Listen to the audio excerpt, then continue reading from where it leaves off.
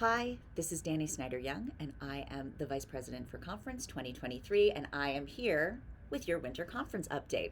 So, when last we spoke, there were a lot of things I didn't know, and we were in the process of sending out our call to action to invite participation in our 2023 conference in Austin. So, you, the membership, embraced the call to action and submitted 258 really exciting sessions responding to the urgent needs of our field.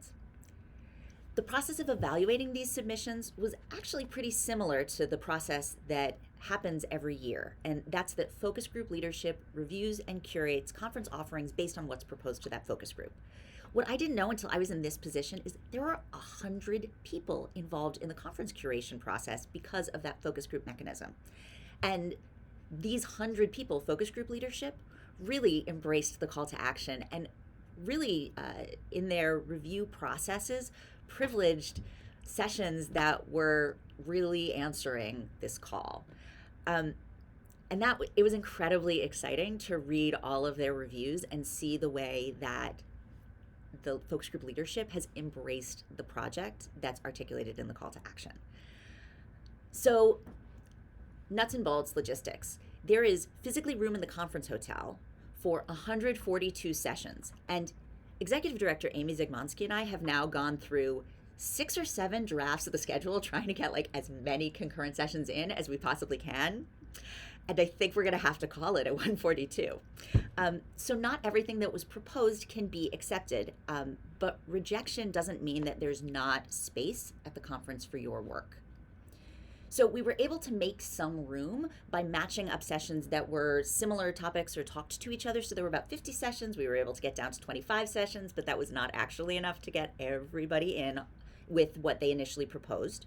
And so we always have a set of sessions that are proposed by the focus groups in the fall that then open up at about this time of year to invite participation through a call for proposals. And those are the debut sessions, and we always do them. So this year, in addition to those debut sessions, and those are going forward in the way that they do every year, we have another set of sessions that are similarly inviting additional participation in March. So this is a second call for proposals.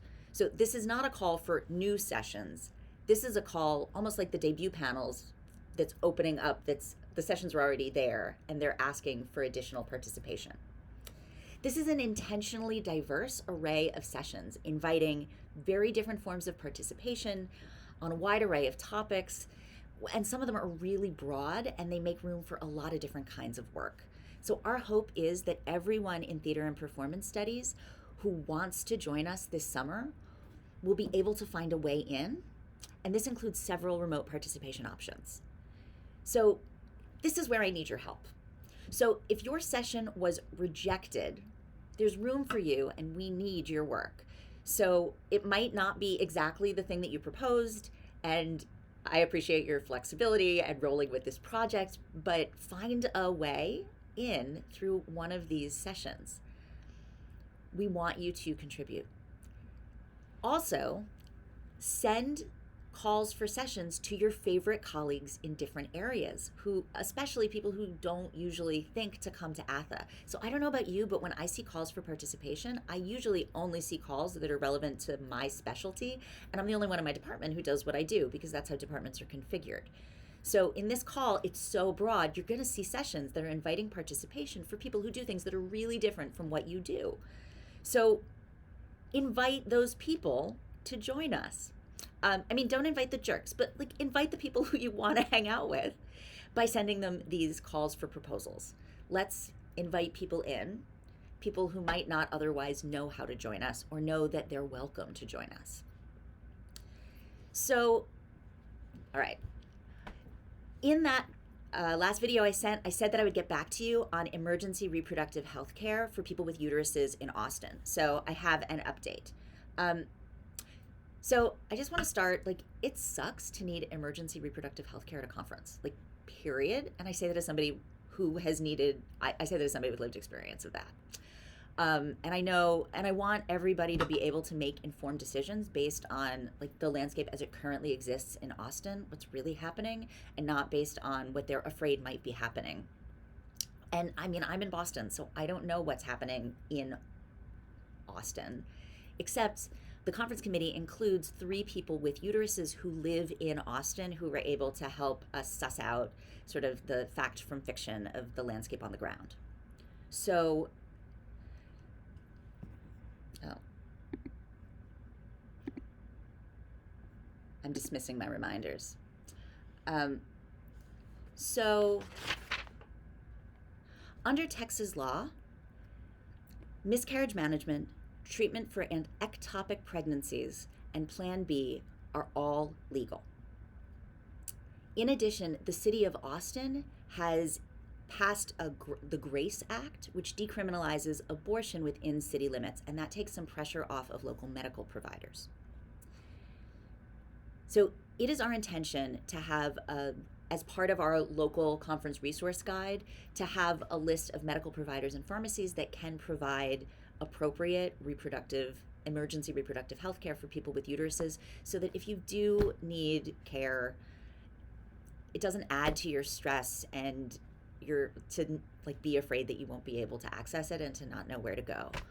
Also, if you're at the conference by yourself and you don't have close friends you can call in, if you have a reproductive health care emergency, like let us know so you don't have to go through it together.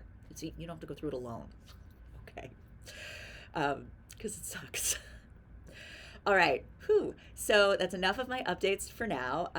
In the coming weeks, we're going to start announcing the details of workshops and performances from local artists, and a robust set of programming from the Craft Institute implementing or supporting the implementation of our anti-racist strategic plan.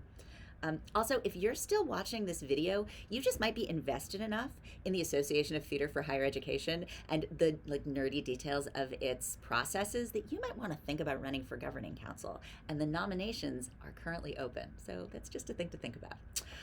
Thank you all for your flexibility and all your labor in this like strange but exciting project that we've undertaken together.